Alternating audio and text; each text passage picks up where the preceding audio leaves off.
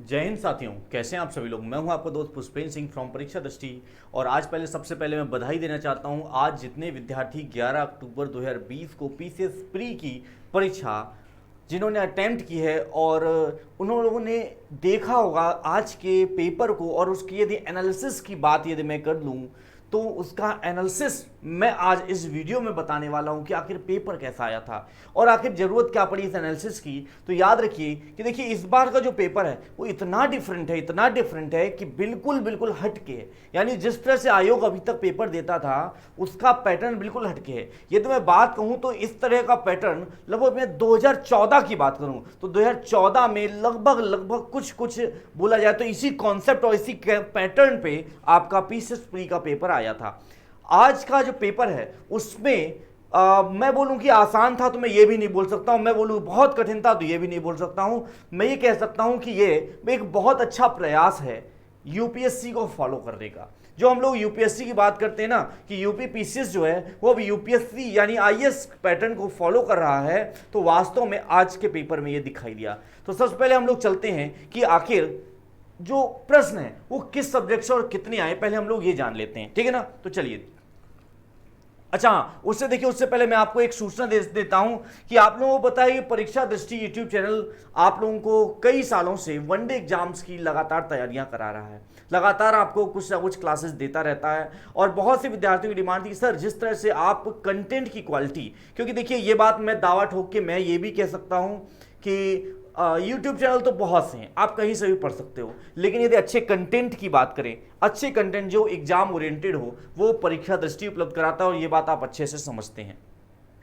तो इसके लिए अब हम लोग सिविल सर्विसेज की ओर एक कदम बढ़ा रहे हैं कि सिविल सर्विसेज में हम लोग एक नया यूट्यूब चैनल बना रहे हैं आईएएस एवं सभी राज्यों की पीसीएस परीक्षाओं की तैयारी हेतु। हमारे नए यूट्यूब चैनल जिसका नाम है परीक्षा दृष्टि सिविल सर्विसेज, उस चैनल को आप लोग लाइक कर लीजिएगा, अपने सभी दोस्तों को शेयर कर दीजिएगा ताकि वो लोग भी उसे सब्सक्राइब कर ले, ठीक है ना। आप लोग भी सब्सक्राइब कर लीजिएगा और नोटिफिकेशन बेल पे क्लिक करना मत भूलिएगा ताकि आपको उसका नोटिफिकेशन समय से मिल जाए। जितनी वीडियो आपकी सिविल सर्विसेज की आएंगी, ठीक है ना, तो सारी की सारी आपको रेगुलर मिल जाए। एक देखिए पंक्ति यहां पर बहुत अच्छी लिखी हुई है कि तू बस हौसला रख दुनिया तो कहती रहेगी। इसका तात्पर्य समझते हैं, तू बस हौसला रख दुनिया तो कहती रहेगी। यानी जब आप कभी भी यह दृढ़ निश्चय करते हैं कि मैं सिविल सर्विसेज की तैयारी करूंगा, मैं आईएएस की तैयारी करूंगा, मैं पीसीएस की तैयारी करूंगा, पीसीएस अधिकारी बनूंगा या मैं आईएएस अधिकारी बनूंगा, ये जो आपका समाज सबसे पहले पता है क्या होता है, अरे लाला जान कलेक्टर बनवो, हाँ। तो इस तरह करके क्या होते हैं, हौसला खत्म कर देते हैं। तो आपको हौसला नहीं खोना है, इस पंक्ति को हमेशा याद रखना है कि तू बस हौसला रख दुनिया तो कहती रहेगी। तो देखिए आइए हम लोग चलते हैं कि आज जो हमारे प्रश्न 150 आए, आज जो हमारा डेट है वो 11 अक्टूबर है और 11 अक्टूबर 2020 में पहली शिफ्ट में जीएस का पेपर हुआ। उस जीएस के पेपर में करंट अफेयर्स की बात की जाए तो देखिए आज के पेपर में करंट अफेयर्स का बहुत बड़ा योगदान था। जो अटकलें और आशंकाएं लगाई जा रही थी कि भाई फरवरी मार्च के बाद की जो करंट अफेयर वो इतनी ज़्यादा नहीं पूछी जाएगी, लेकिन भाई जुलाई अगस्त में चाहिए ना, जून जुलाई अगस्त की करंट अफेयर ही लगभग सारी पूछ ली है। और सब्जेक्टिव की बात करें तो सब्जेक्ट से रिलेट करके भी बहुत अच्छी करंट पूछी गई है। तो करंट की बात करें तो लगभग 40 प्रश्न ऐसे हैं जो करंट अफेयर से पूछे गए हैं।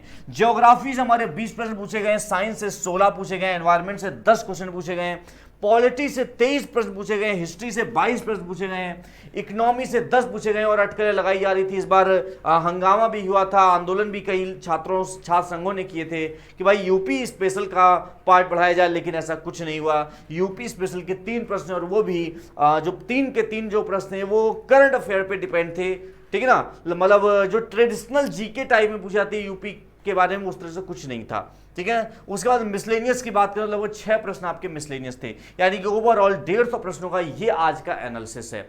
और इसकी आंसर की हम लोग शाम को 7 बजे लाइव करेंगे, शाम को 7 बजे आपको इसकी आंसर की प्रोवाइड कर दी जाएगी। उसमें सारे टीचर्स मिलकर आप लोगों को पूरा पेपर हल करा देंगे, ठीक है ना।